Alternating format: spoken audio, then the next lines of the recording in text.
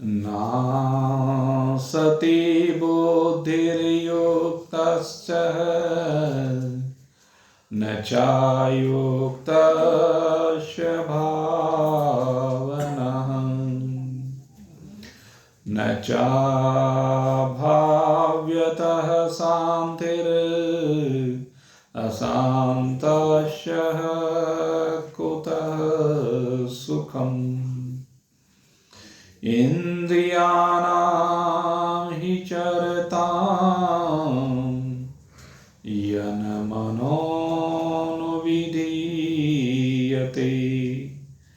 तदस्य हरति प्रज्ञां वायुर्नावमिवाम्भसीः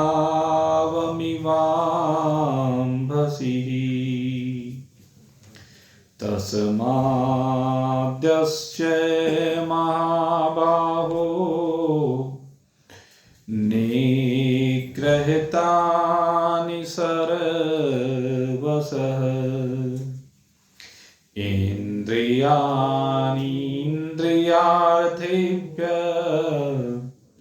तस्य प्रज्ञा प्रतिष्ठितः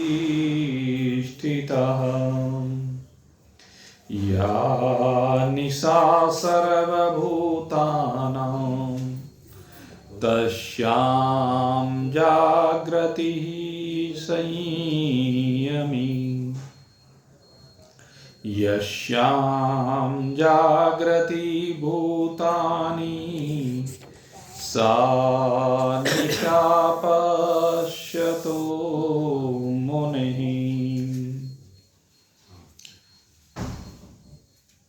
उपस्थित परम सौभाग्यशाली गुरु प्रसन्नता से संयुक्त भगवत कृपा से संयुक्त जिज्ञासु वृत्त कल आपके सन्मुख अंतःकरण की प्रसन्नता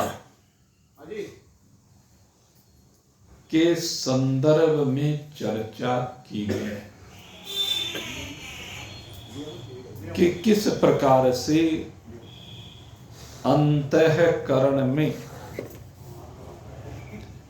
एकाग्रता होकर के ये अंतःकरण शांति प्रदान करता है, आनंद प्रदान करता है।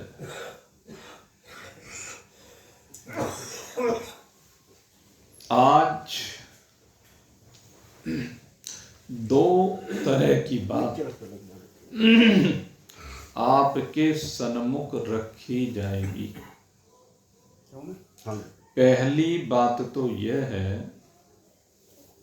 कि ये जो अंतःकरण की प्रसन्नता है किसी को प्राप्त हो जाती है और किसी को प्राप्त नहीं हो पाती है। किसको प्राप्त नहीं होती है और किसको प्राप्त होती है, इसके पीछे सीधी सी मोटी सी भाषा में अगर यदि हम कहें तो कहते हैं जिसके मन का हरण इंद्रियों ने नहीं किया है। एक तो ऐसे लोग हैं और एक वो हैं जिनके मन का हरण इंद्रियों ने कर लिया है। तो कहते हैं जिनके मन का हरण इंद्रियों ने कहिए अथवा इंद्रियों के विषयों ने कहिए हरण कर लिया है। पहले भगवान उनके बारे में कहते हैं, कहते अशांतस्य कुतः सुखम। कहते वे अशांत हैं। क्यों? क्योंकि उनका चित्त चलायमान है, उनका चित्त स्थिर नहीं है, उनका चित्त सारे दिन भ्रांत होकर के दौड़ता रहता है। इंद्रियाणाम ही चरताम यन मनोन विधीयते। क्योंकि जो इंद्रियां हैं, आपकी पांचों ज्ञान इंद्रिय है, आपकी पांचों कर्म इंद्रिय है, ये चरण करती हैं, अर्थात विचरण करती हैं, अर्थात आसक्त होती हैं, अर्थात चिंतन करती हैं, अर्थात भोग लगाती हैं। काहे का? अपने अपने विषयों का। कान शब्द का भोग लगाता है, त्वचा स्पर्श का भोग लगाती है, आंखें रूप का भोग लगाते हैं, रसना विभिन्न रस का रसास्वादन करती है, नासिका विभिन्न गंधों को ग्रहण करती है। तो ये क्या है? इंद्रियों के विषय हैं, जिनमें ये इंद्रियां आसक्त होती हैं। और पहले तो इन विषयों के द्वारा इंद्रियों का हरण किया जाता है, और फिर मन का हरण होता है। ये मन जब इन इंद्रियों के साथ मिलता है तो ये इंद्रियां इस मन का हरण कर लेती हैं। पहली बात क्या हुई? विषयों ने इंद्रियों का हरण किया। दूसरी बात हुई, इंद्रियों ने मन का हरण किया। और तीसरी बात कह रहे हैं, तदस्य हरति प्रज्ञाम। इसके बाद क्या काम हुआ? इस मन ने बुद्धि का हरण कर लिया। अब ये बुद्धि मन के माध्यम से, इंद्रियों के माध्यम से विषयों का भोग लगाती है। जैसे ही विषय सामने आते उनमें राग हो जाता है, और राग के होने से मन और बुद्धि का हरण कर लेते हैं। मन उस विषय के भोग में लग जाता है। मन उस भोग से सुख की पहले कामना करता है, फिर उस भोग में सुख लेने लगता है। ये ही भोग है, मन का भोग और फिर बुद्धि का भोग। पहले मन के ऊपर रंग चढ़ता है उस सुख का, फिर बुद्धि के ऊपर उस विषय का रंग चढ़ जाता है। वो विषय उसको बहुत महत्वपूर्ण लगने लगता है, और जब विषय महत्वपूर्ण लगने लगता है तो उसी में उसका चित्त रमा रहता है। जैसे कहते हैं कि भोजन है, भोजन में बहुत सी चीजें बनाई गई। मान लीजिए 4 सब्जियां आपकी थाली में रखी हुई हैं, तो उन 4 सब्जियों में आपने जब पहली बार कोर को तोड़ा और उसके बाद सब्जी लगाई, तो पहली बार आपको पता नहीं है कि कौन सी सब्जी कैसी बनी हुई है, आपके मन के अनुकूल बनी है या नहीं बनी है। तो आप पहले चारों को टेस्ट करते हैं, और टेस्ट करने के बाद उनमें से कोई एक सब्जी आपको ज्यादा स्वादिष्ट लगती है, बढ़िया लगती है। तो फिर क्या होता है? आप जब भोजन करते हैं तो सबसे ज्यादा उसी सब्जी का उपयोग करते हैं। ये है उस सब्जी के द्वारा आपके मन का हरण किया जाना, क्योंकि वो फिर आपको स्वादिष्ट लगने लगती है, उसमें आपका मन रम जाता है, उस सब्जी का रंग आपके मन पर चढ़ जाता है, बुद्धि पर चढ़ जाता है, और फिर बार बार उसी का भोग करना चाहते हैं, उसी को खाना चाहते हैं। कोई मिठाई हो, कोई सब्जी हो, कोई कपड़ा हो। जैसे कोई कपड़ा आपको अधिक भा गया, उसका रंग भा गया, उसका डिजाइन भा गया, या शरीर के लिए कंफर्टेबल है, शरीर के लिए ये लगा कि भाई बड़ा सहूलियत हो रही है इसको पहनने से, तो क्या होता है? आप उसका उपयोग अधिक से अधिक कर लेते हैं। तो जो अधिक से अधिक उपयोग करते हैं तो इसका मतलब आपका चित्त उसमें रम गया है, उसमें आसक्त हो गया है, इसलिए उसी का भोग बार बार लगाते। संसार के जितने भी भोग हैं जो आपको अच्छा लगे उसी में चित्त रम जाता है। रमता है कि नहीं रमता है? जैसे आप चिंतन करें, जो भागवत में दृष्टांत आता है किसका? उत्तानपाद का। उत्तानपाद की 2 धर्म पत्नी है, एक सुनीति है, एक सुरुचि है। उत्तानपाद जब तक सुरुचि नहीं है सुनीति से प्रेम करता है, लेकिन जब सुरुचि आ जाती है तो सुरुचि के चक्कर में अब सुनीति से बैर तो नहीं करता, द्वेष तो नहीं करता, लेकिन अब प्रेम सुरुचि से करता है। अब उसका मन सुरुचि के रूप सौंदर्य में रमा रहता है, उसका मन सुनीति के मुकाबले में सुरुचि में लगे रहने लगा। और उसके कारण से क्या हुआ? अब अगली बात कह रहे हैं, कहते हैं इसका आपके जीवन पर क्या प्रभाव पड़ता है, इससे होता क्या है? तो कहते हैं फिर वायुर्नावमि वाम्भसी, वायुर्नावमि वाम्भसी। जिस प्रकार से एक नाव है जिसमें बैठ करके आप यात्रा कर रहे हैं, मुसाफिर यात्रा कर रहे हैं, तो अचानक क्या होता है? अगर किसी ने देखा हो, मैंने देखा इसलिए मैं आपको कह रहा हूं, क्योंकि मेरा ये प्रत्यक्ष अनुभव है अपने जीवन का।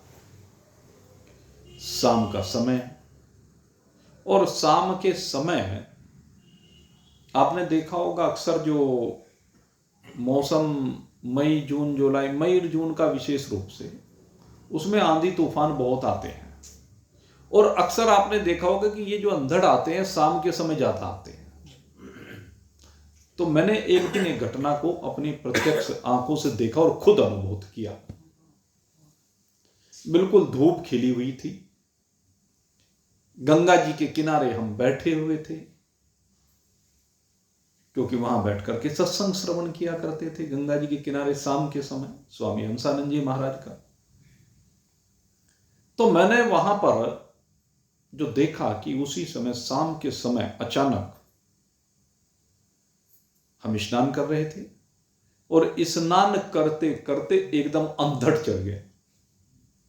और ऐसा अंधड़ था भाई क्या बताएं, वो राम झूला ऐसे हिलने लगा, छोटे लेने लगा, इतना तेज हो। मैं और मेरे साथ वो शुभम छोटा सा, वो भी गंगा जी में था और मैं भी गंगा जी में था। किनारे पर कपड़े पड़े हुए थे और उस समय मुझे पता है कि मैंने कैसे तो उसको बचाया और कैसे अपने को बचाया। फिर किस प्रकार से उन उड़ते हुए कपड़ों को उठा करके हम वहां से दौड़े और हंसानंद जी महाराज के सामने कुटिया थी उसमें घुसे। तो वही दृष्टांत यहां पे दिया जा रहा है और ये 2 बार देखा मैंने। एक बार मैं राम झूले पे फंस गया और एक बार में गंगा जी के किनारे। वो जो ये यहां दे रहे हैं ना, वायुर नावमि वाम्भसी, कहते हैं ये जो अंधड़ चलता है तो वहां पर आपने देखा होगा नाव से पार कराते हैं, नाव लगी होती है राम झूले पर, वो स्वर्ग आश्रम की तरफ लेकर के जाते हैं। तो ऐसे में क्या होता है कि जो गंगा जी की लहरें हैं वो उन्मादित हो जाती है। अगर किसी ने ध्यान से उस समय देखा हो, उन्मादित हो जाती है। और चलो मैं गंगा जी की बात को छोड़ू, समंदर की बात करूं। समंदर में जब ये हवा चलती है तो बड़ी ऊंची ऊंची लहरें उठने लगती हैं और नाव वहां पर फंसी हुई हो तो क्या होगा? कहते वो चलती हुई वायु, वो अंधड़, वो तूफान दो काम करता है, या तो नाव की दिशा को बदल देता है। जब अंधड़ चलता है तो आंखें बंद, कुछ दिखता ही नहीं, समझ में नहीं आता, बिचल जाता है। जो मल्लाह है वो भी बिचल जाता है, और जब बिचल जाता है तो उसमें या तो उस नाव की दिशा बदल जाएगी, जा किस दिशा में रहे थे नाव किस दिशा में चली जाए कुछ पता नहीं, या फिर ऐसा होगा कि वो नाव को उलट पुलट कर देगी। यहां पर वही कहते हैं कि ये नाव उलट पुलट हो जाती है और नाव में बैठे हुए यात्री वहीं डूब करके मर जाते हैं। वायुर्नावमिवाम्भसी, भगवान ये दृष्टांत दे रहे हैं। और ये दृष्टांत कहां दे रहे हैं? जहां पर इंद्रियों का विषय चल रहा है, मन का विषय चल रहा है, बुद्धि का विषय चल रहा है। कहते हैं जिस प्रकार से वायु के द्वारा नाव का हरण करके उसमें बैठे हुए यात्रियों को डुबो दिया जाता है, मार दिया जाता है, उसी प्रकार से विषयों के गहरे समंदर में जब लहरें उठती हैं तो वे इस मनुष्य शरीर में बैठे हुए यात्रियों को, कौन से यात्रियों को? जो इन विषयों में आसक्त हैं, इन विषयों के गहरे सागर में डुबो करके मार देती।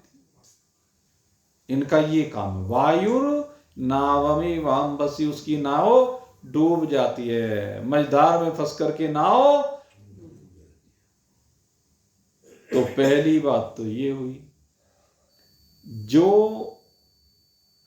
विषयों के अधीन होता है, जिसकी प्रज्ञा का मन के द्वारा हरण कर लिया गया है, उसे डूबकर मरना ही मरना है। भगवान ने गति बता दी। जिसके जीवन में मंजिल क्या है? विषय है। जिसके जीवन की मंजिल सांसारिक पदार्थ हैं, समझ लेना। जो धन को सर्वोपरि समझता है, पद को सर्वोपरि समझता है, बाल बच्चों को सर्वोपरि समझता है, अपने मकान दुकान फैक्ट्री को सर्वोपरि समझता है, और सारी जिंदगी उनको सर्वोपरि समझ करके उन्हीं में घूमता रहता है। तो उन्हीं में घूमते घूमते उन्हीं में मर जाता है, डूब जाता है। सीधी सी बात है। तो यहां पहली बात तो भगवान ने ये बताई कि विनाश इस प्रकार से होता है जैसे नाव का हरण कर लिया जाता है। और लेकिन कहते हैं दूसरी बात भी है भाई। कहते हैं जिनकी बुद्धि मन के द्वारा हरी नहीं गई है, जिनका मन इंद्रियों के द्वारा हरण नहीं किया गया है, जिनकी इंद्रियां विषयों में डूबी हुई नहीं हैं। अब ये भी तो बात है, जो विषयों को देख करके उनका भोग लगाने के लिए भागे नहीं फिरते, मारे मारे नहीं फिरते, अपितु पहले वैराग्य से संयुक्त होकर के अपनी इंद्रियों को विषय की ओर जाने से रोकते हैं, विषयों की असारता का चिंतन करते हैं। उनका चिंतन कहां है? विषयों की असारता में। भोगियों का चिंतन विषयों के रस में है, उन्हें सार दिखाई देता है। लेकिन योगियों का चिंतन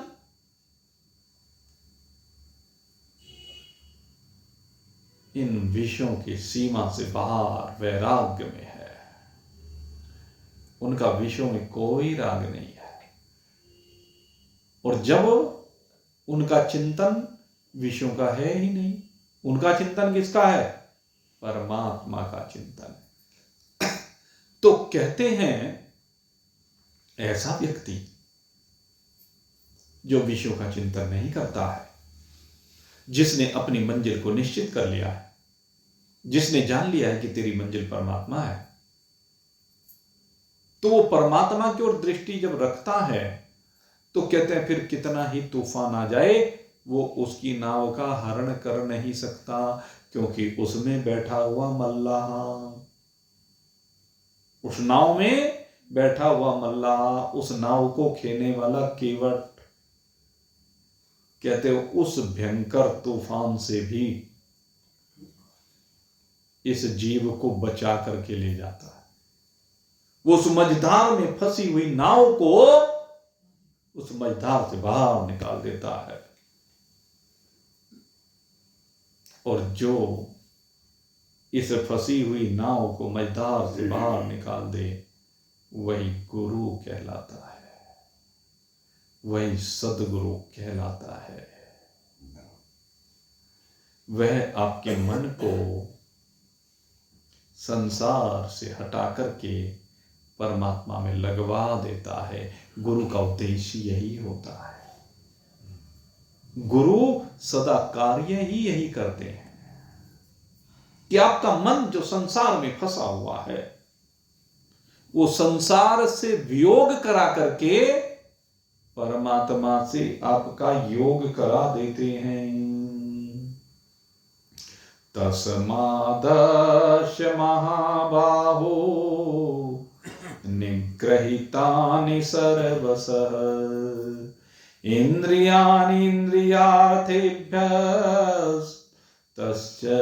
प्रज्ञा प्रतिष्ठितः।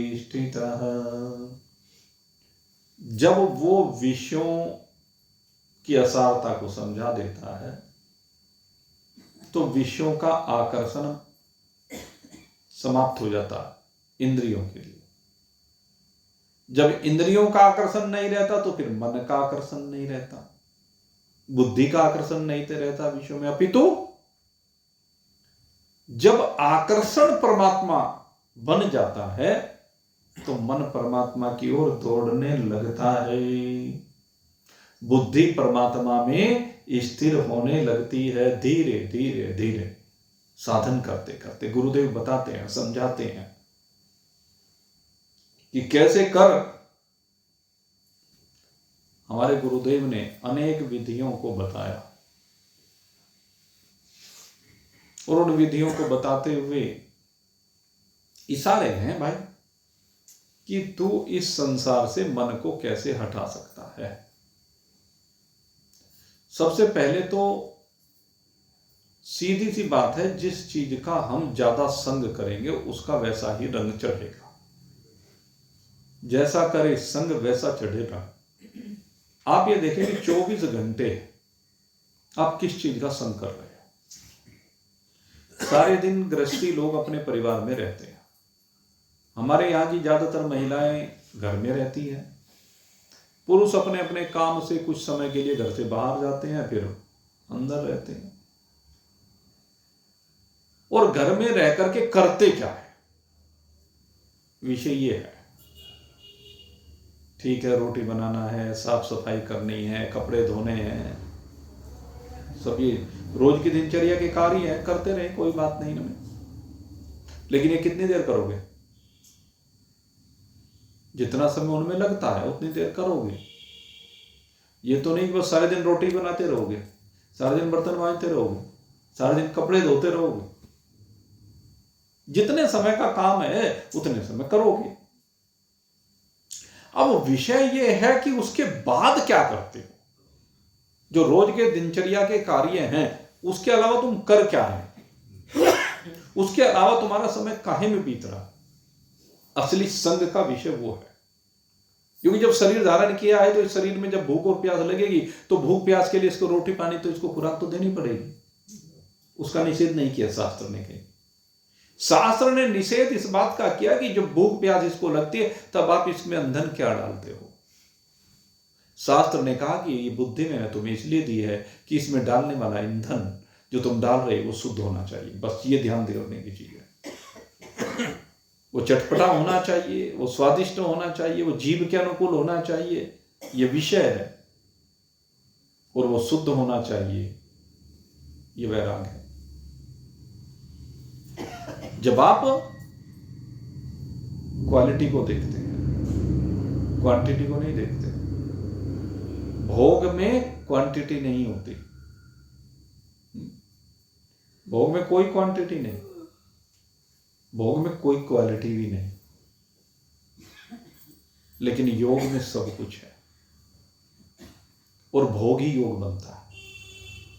सबसे मुख्य बात है, भोग ही योग बन जाता है अगर आसक्ति नहीं है। जब तक आसक्ति है तब तक भोग है, और जब आसक्ति नहीं है तो वही योग है।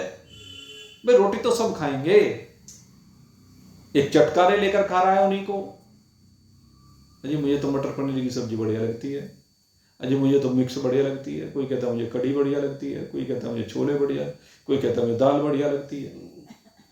सबने अपने अपने स्वाद निश्चित कर ली और वो उसी में आसक्त हो गया। भगवान कहते हैं मैंने सब तेरे भोजन के लिए बनाए हैं, इनको शुद्ध तरीके से बना, शुद्ध तरीके से खा, पवित्रता के साथ इनका भोग लगा, तो ये योग हो जाएगा। स्वच्छता के साथ, पवित्रता के साथ, अनासक्त मन से खाना, वही है सबको। इससे अलग खाने को क्या है? जितनी सब्जियां हैं आप उंगली पर गिन लीजिए, बाजार में जाएंगे तो 20 तरह की सब्जी मुश्किल से मिलेगी, अदल बदल करके वही सब। समय पर जैसा मिल जाए उसको ग्रहण कर लें, ये योग कहलाता है। और समय पर जो उपलब्ध है उसमें हम अपनी जीभ के मुताबिक, अपनी आसक्ति के मुताबिक खरीद करके लाएं, बड़े उत्साह के साथ बनाएं, बड़े उसमें चिपक करके बनाएं, तो वो भोग बन जाता है। चलिए खैर, ये तो बात हुई खाना पीना रहने सहने की विधि। असली बात ये बाकी का जो आपका संग है, वो किस चीज का संग आप कर रहे हो, रंग उसका चढ़ता है, संस्कार उससे बनते हैं। सबसे ज्यादा संस्कार उससे बन रहे हैं। आप 2 व्यक्ति बैठे हैं, 4 बैठे हैं, बच्चे में आसक्त हो रहे हैं, एक दूसरे पति पत्नी आसक्त हो रहे हैं, या जाहे में भी आप आसक्त हो रहे हैं, विषय वो है काहे में आसक्त हो रहे हैं, वो समय आपका कैसे कट रहा है, वो सबसे महत्वपूर्ण है। जैसा करे संग वैसा चढ़े रंग, उस संग का रंग। अब आप ये देखिए, उसमें आप क्या कर रहे हैं? उस समय अगर यदि आपने परमात्मा का संग कर लिया, वो समय परमात्मा के संग में व्यतीत करना चाहिए। खाली बैठे हैं तो बकवास करनी बंद करो, माला लो और बैठ करके जाप करना शुरू कर दो। खाली बैठे हो तो ऐसे बैठो, लेट जाओ, बैठ जाओ आराम से, हो मस्ती में। आंखें बंद करो, आंखें बंद करके देखो ये आपकी वाणी क्या बोलती जा रही है। फिर वाणी से देखिए वाणी और मन का तारतम्य कैसा है। फिर देखिए ये मन क्या कर रहा है। अगर यदि सही दिशा में जा रहा है तो ठीक है, नहीं जा रहा है तो वाणी से भगवान का नाम शुरू कीजिए और उसको मन में लेकर के जाइए। मन और वाणी को दोनों को जोड़िए, फिर अकेले मन को शेष रखिए और फिर बस डूबते चले जाएं परमात्मा के स्वरूप में, तो इस संकर में चढ़ जाएगा। यही है परमात्मा के संग का रंग चढ़ना। ऐसे मन को लगाए जो मन के लगाए हरि पाए, ऐसे मन को लगाए जो मन के लगाए हरि पाए। इस मन को कैसे लगाएं? कहते वो विधि सीख लीजिए महान पुरुषों से, गुरुओं से, जो मन के लगाने से हरि मिल जाए। सीधी सी बात यह है। तो कितने सुंदर सुंदर उदाहरण महान पुरुषों ने दिए। जीवन जीने की कलाएं कितनी सुंदर सुंदर सिखाई हैं, क्योंकि जीवन एक कला जीने की, जीना कोई कोई जाने है। पशु पक्षी भी भोग भोगते, सब वो तन के भोग भोगते, लेकिन बुद्धि एक अलग करती है, ठिकाना कोई कोई जाने है। भोग तो सब भोग रहे हैं, लेकिन बुद्धि वो अलग कर रही है। वो बुद्धि जो परमात्मा की ओर जाने वाली है वो आपको सबसे अलग कर देती है। जैसे कामिनी कुएं पर से जल भर कर के लाई, जैसे कामिनी कुएं पर से जल भर कर के लाए, सखियन संग वो बतलात चलत है, सखियन संग वो बतलात चलत है, पर ध्यान गगर में लाई, ऐसे मन को लगाए जो मन के लगाए हरि पाई। कहते जैसे आपने देखा होगा गांव में पहले क्या होता था, कुएं पर से या नदियों पर से जल भरने के लिए महिलाएं जाया करती थी और वो ग्रुप में जाया करती थी। फेलोशिप, आजकल जो फेलोशिप कहते हैं ना, पहले ये फेलोशिप ये थी, अड़ोस पड़ोस की एक मोहल्ले की सारी महिलाएं सबका एक समय इकट्ठी होकर के सब निकलती, सुरक्षा के लिए आज से भी और मनोरंजन के लिए आज से भी, मित्रता के लिए आज से भी और काम के लिए आज से भी, सारी बातें एक साथ हो जाती, वो चलती, आपस में बातचीत करती, एक दूसरे की बारे में पता करती, भाई परिवार में क्या चल रहा है। और पहले क्या था कि अगर किसी के यहाँ दिक्कत है तो पहले कोई हिचक नहीं होती थी, किसी को पता चला भाई परिवार में आज कोई बीमार हो गया, आज रोटी भी नहीं बन पा रही है, तो पड़ोस की महिला जाती, कोई बात नहीं, अपने घर से रोटी बना के भिजवा देती या जा करके बना आती। पहले इन चीजों में कोई परहेज नहीं था, अपने आप ही जा करके अधिकार समझ करके सब कर लिया करते। और आज तो भाई ना कोई करना चाहता और ना कोई करवाना चाहता, अगर कोई करना भी चाहे तो भी करवाना नहीं चाहता। इसलिए संबंध में जो प्रगाढ़ता थी, अपनापन था, वो समाप्त होते जा रहा है। क्यों? आजकल सब चीज अवेलेबल हो गई बाजार में, कहने क्या जरूरत है किसी का एहसान लेने की, और अपने आप जाओ बाजार में पैसा खर्च करो ले आओ, क्यों हम किसी का एहसान लें। इसे एहसान, पहले एहसान नहीं था, ये प्रेम था।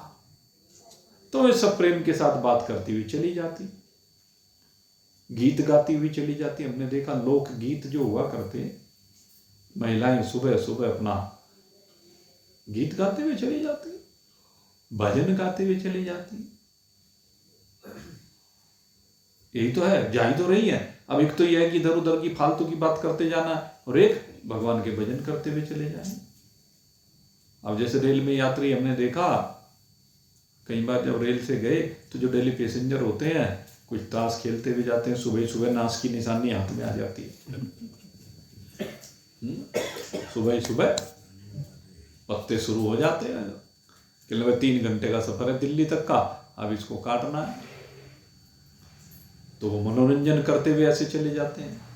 हमने देखा कुछ लोगों ने क्या काम किया, वो लिया क्या नाम, लाउड स्पीकर जो आते हैं आजकल, और वो ले करके ट्रेन में अपना डब्बा एक उनका फिक्स है, और वहां पर अपना गाते बजाते जाते भगवान के भजन गाते, वो व्यवस्था कर ली उन्होंने। तो जा तो दोनों ही रहे हैं, समय तो दोनों का कट रहा है, लेकिन एक का परमात्मा के संग में कट रहा है, एक का ताश के खेल में कट रहा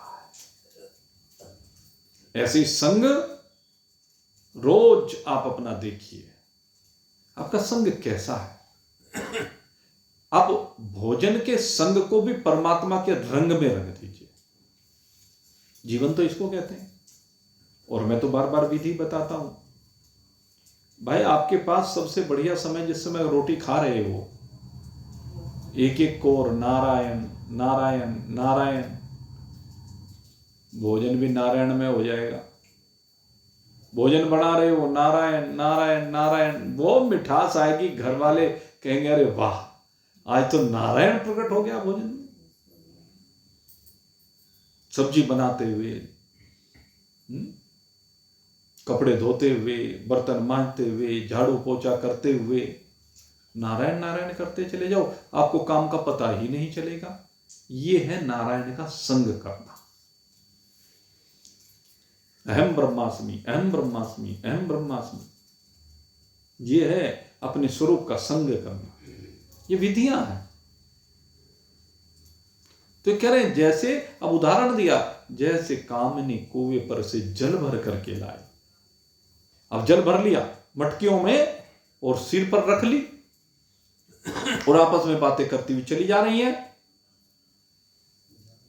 कहते बात तो करती हुई जा रही है, लेकिन दिमाग, बुद्धि वहां भी है, मन वहां भी है। दोनों तरफ मन, इधर संतुलन बनाया है मटकियों का और उधर संतुलन बनाया है बातों का, गीतों का। तो दोनों के बीच सामंजस्य बनाया, इसी का नाम जीवन है। आप अपने जीवन में सामंजस्य बैठाएं, सामंजस्य बनाएं। काहे का? संसार का और परमात्मा का। हमें जो सामंजस्य है बैठाना है, वो संसार और परमात्मा के बीच में बैठाना है। दोनों को जोड़ करके चलिए। जब दोनों को जोड़ करके चलेंगे तो संसार जब परमात्मा में जुड़ेगा तो संसार भी परमात्मा ही हो जाएगा। इसमें यह विशेषता, आपका जो संसार है उसे अगर परमात्मा से जोड़ोगे तो वो संसार परमात्मा हो जाएगा, क्योंकि संसार इतना सा है, परमात्मा इतना सारा है। इतना सा जब उसमें मिलेगा तो वही हो जाएगा। और अगर यदि संसार में केवल विषय को रखोगे तो भाई विषय तो मारेगा। परमात्मा आपको अनंतता में लेकर जाएगा, असीमता में लेकर जाएगा, अखंडता में लेकर जाएगा। परमात्मा में जाकर के तुम्हें अपने वास्तविक स्वरूप के दर्शन होंगे। मेरा सत्यचित आनंद रूप। कोई कोई जाने, ये कोई कोई कौन है? वो आप हैं। उसको जानने वाले आप ही हैं और कोई दूसरा नहीं हो सकता।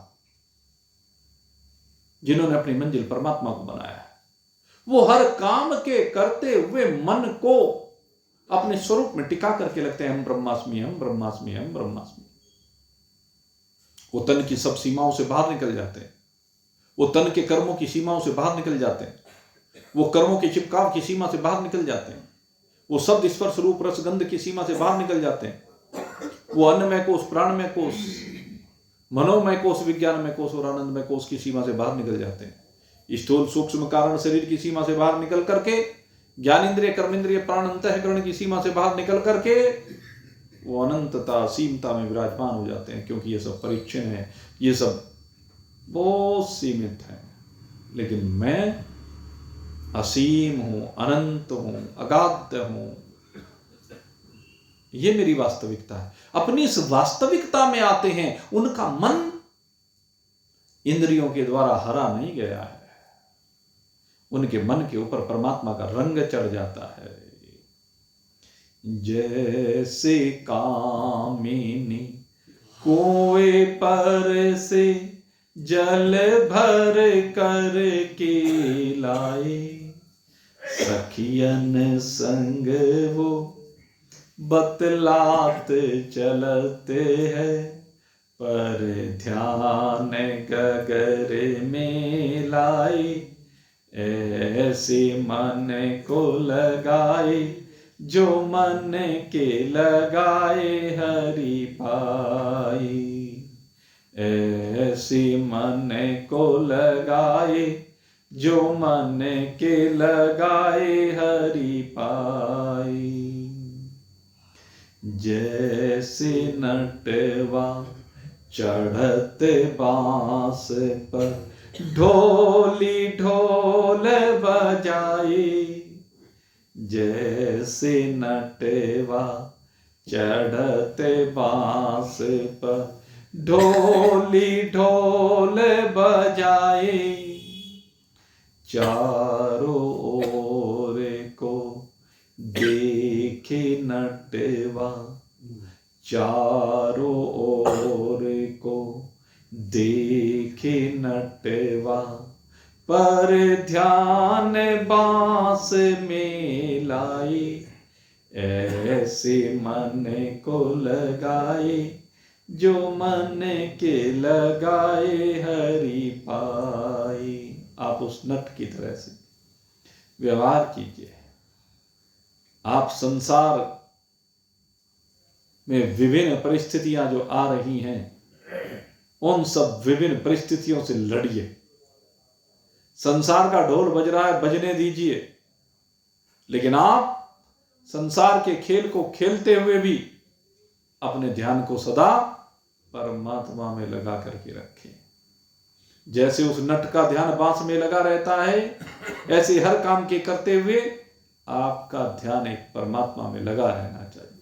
आपका ध्यान अपने स्वरूप में लगा रहना चाहिए।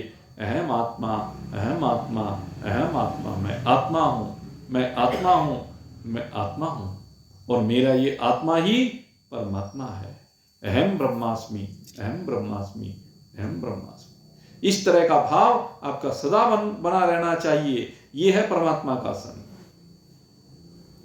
जैसे मानी धर मानी तज करके, ओस चुगन को जाए, जैसे मणि धर मणि तज करके, ओस चुगन को जाए, चारों ओर वह ओस चुगत है, चारों ओर वह ओस चुगत है, पर ध्यान मणि में लाए, ऐसे मन को लगाए, जो मन के लगाए हरि पाए, ऐसे मन को लगाए,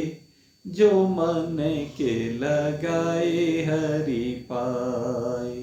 जैसे मणिधर कहते हैं, प्रातः काल होता है, घास पर ओस पड़ी हुई होती है, ओस चुगने के लिए जाता है, अपनी मणि को एक जगह पर सुरक्षित रखता है और ओस चुगता है। ओस के मोतियों को चुग रहा है, लेकिन ध्यान सदा मणि पे बना के रखता है, कोई मणि को उठाकर न ले जाए।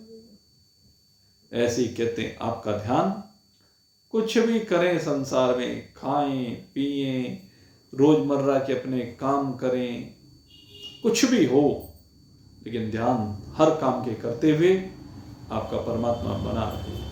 तन दुनिया में रह भले ही, मन हरि चरणन ध्याए, कहत कबीर सुनो भाई साधु, कहत कबीर सुनो भाई साधु, सहज मुक्ति को पाए, ऐसे मन को लगाए, जो मन के लगाए हरि पाए, ऐसे मन को लगाए।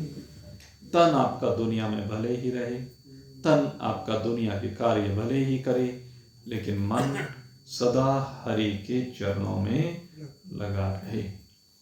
तो आप अपने इस मन को हरि के चरणों में लगाइए।